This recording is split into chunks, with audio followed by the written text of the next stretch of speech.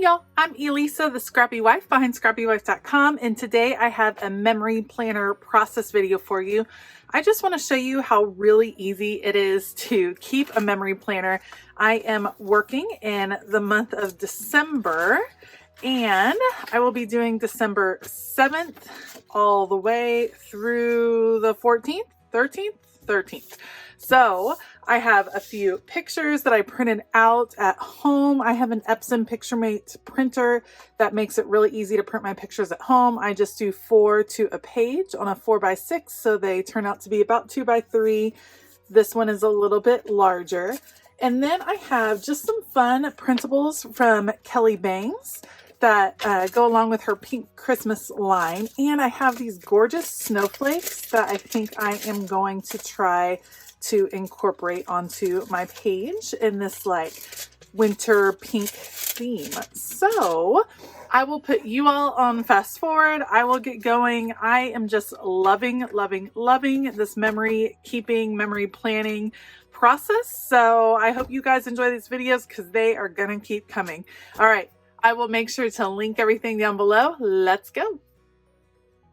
I always follow kind of the same procedure when I'm working on my memory planning, and the first thing I do is kind of map out where I think the pictures are going to go. So I lay them out on my layout here. There's really no rhyme or reason to where they are as far as vertically. Horizontally, they are certainly lining up with the days that they were taken for the most part. Vertically, I just try to make sure that I'm going to leave some spots to write because I do like to journal on these pages. So I just kind of space them out, see what looks good to my eye, and sometimes it ends up getting changed around when I start placing things on the page.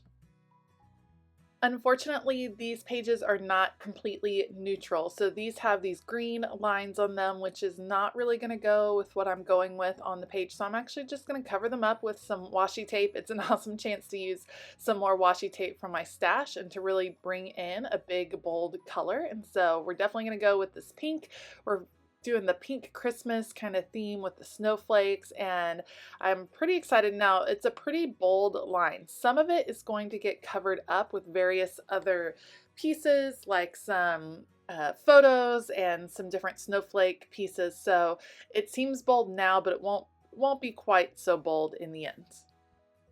Here is a paper from the Pink Christmas line from Kelly Bangs, and again, I always like tearing the edges. I just think it makes for a cooler look, and so I'm going to apply it over here on the sidebar because I don't really like that green banner and I want to bring in some more color, and this certainly will do it. That is a lot of color over there. So I'm laying this down right here just to cover up that sidebar, give me another area to put pictures, and then it ends up being super bold over there. Like that is a lot of blue, and to balance it out, I will definitely be matting a picture on the other side of the layout. That's why you can see me looking, I'm like, oh my goodness, that's a lot of blue over there. So on the other side of the layout, I will be adding a big chunk of that blue just so it balances and kind of moves your eye from left to right, or else you'd kind of get stuck, I feel like, over there because it's such a bold paper, and it's so fun. That's what's cool about these layouts and these memory planning pages. Yes, I love recording kind of just the everyday moments of my family, so I really like that aspect.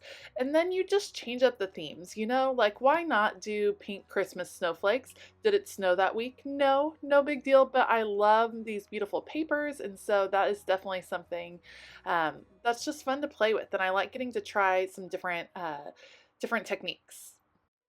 Speaking of different techniques, this one is a fun one. So I've lined my pages up and I'm going to have the snowflakes going down the middle. And once I adhere them, I will end up being able to separate the two pages and re-punch holes. And so they will still work in the rings, but it's kind of this unifying design that goes in the middle, and it's a lot of fun to play with. You can see I have so many of these snowflakes. They are beautiful, and they're going to add a lot to the spread. So I'm speeding it up a whole lot so I can adhere all of these pieces down.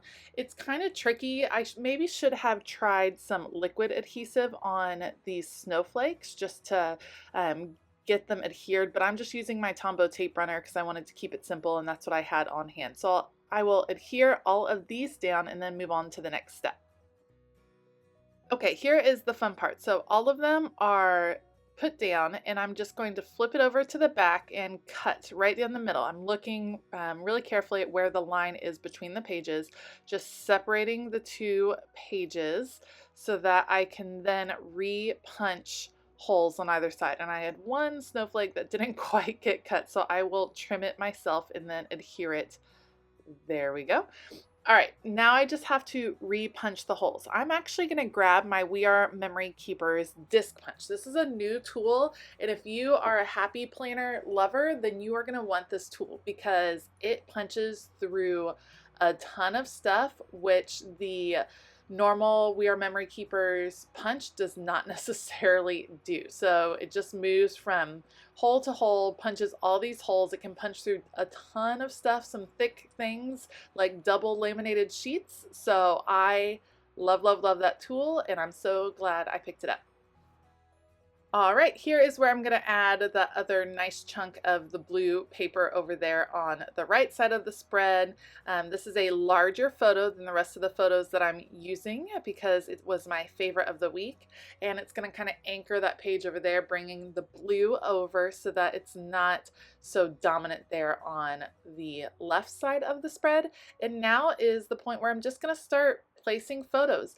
As I'm putting them down, I'm trying to decide where all of the lines are going to be, as in where are they going to line up. So for instance, this one I pull up because I really want it to line up right there with the edge of that box. So I'll put those in, and then I will use the snowflakes as I'm putting pieces down. They will kind of soften the edges, and the way I'll do that is adding them to the corners, just adding them in little spots to where they when two photos are meeting, see right there, it just kind of softens that edge instead of having them be so blocky, if that makes sense. And here's where I'm going to speed up this process a lot for you guys. It's really just sticking things down. That's the beauty of memory planning. You get a chance to be creative, play with beautiful supplies, record your family's memories, which is just such an important process, at least in my opinion. And it's easy. You don't have to overthink it. Just place the photos down, think of the stories, kind of reflect. You can see I'm just playing with the snowflakes, figuring out where I can add them in. Again, so it's when the two photos are meeting that I kind of like to soften those edges. And then I'm going to add this white snowflake over on the left to kind of tone down that blue. It ended up being really powerful over there on the left with all of that blue. So adding the snowflake, a big white snowflake, broke that up a little bit so it wasn't quite so dominant. Placing those pictures of my kiddos. We have a special place that we kind of discovered in the midst of quarantine. We call it our rocks, and it's just a little trail that's near us, and the kids absolutely love it. We love visiting the rocks now, and it was one of those warm days in December, so those are getting less and less common around here. So we're gonna take advantage as much as we can. So we got out in the afternoon after I had been working a bunch that day and got out into the sunshine and went and experienced our rocks, and we just had the best time. And you know, that's one of the other things that I'm loving about memory planning is that it's capturing some little moments, some things that I wouldn't normally make a whole traveler's notebook spread or a scrapbook spread about, just little moments here and there. And I think that that is super fun and kind of gives a little glimpse into our lives.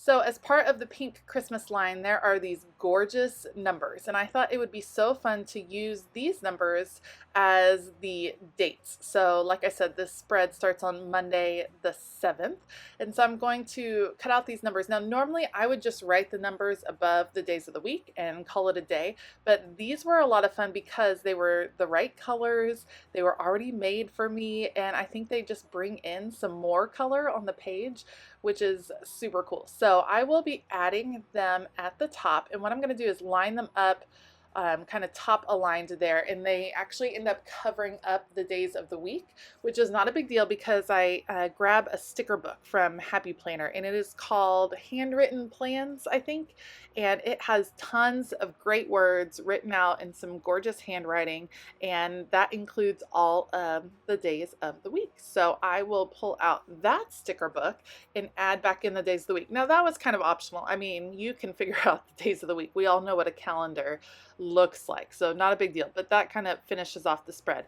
I just discovered I left off this sweet picture of one of my sons drinking a cup of hot chocolate on Saturday night, so I'm going to trim it down just a bit and then add it in because I thought it was just the most adorable picture ever. So adding that one in just a little bit as we go, and then I'll kind of move on with those stickers that I was talking about earlier. You can see there's just a lot of really helpful kind of regular words in there. So I'm trying to figure out where I'm going to add the day. Like maybe I'll add it lower or going vertical, but I ended up, I'll just shift it over to the left a little bit of each number. So adding in all of those, and then after I do that, there's actually a lot of words in the book, and I really don't think this spread needs a lot of stickers. I have those open spots because I'm going to add some journaling in, and it really doesn't need a whole lot more, but there are some fun words to kind of bring that handwriting in other parts of the spread. I couldn't find Sunday there for a second. Bringing in other parts, so like I can write movie night or date night or just some different fun. I find something that says family time. I thought that would be fun to add in. So adding in that writing in other parts of the page just brings those stickers in a little bit more, allows me to use that stash. I think the other one I'm looking for is for Saturday. Our church did a virtual Christmas program this year because numbers are still really high in our area, so we wanted to make sure everyone stayed safe. They did this beautiful holiday musical that was tons of fun. I'll actually link it below. It's on YouTube, and it was really entertaining, and my husband was part of the production, so we watched it as a family and had hot chocolate and cookies on Saturday night, and it was another really fun occasion. All right, the last step for me on these pages is to add in journaling lines. And I like to do that just so I can make sure that it looks uniform, that my handwriting stays relatively similar as far as size as I go across the page. So I just use my T ruler and a micron pen. I actually switched to a gel pen later on just to add lines across the page, any place there's white space, so that I can come back and add journaling.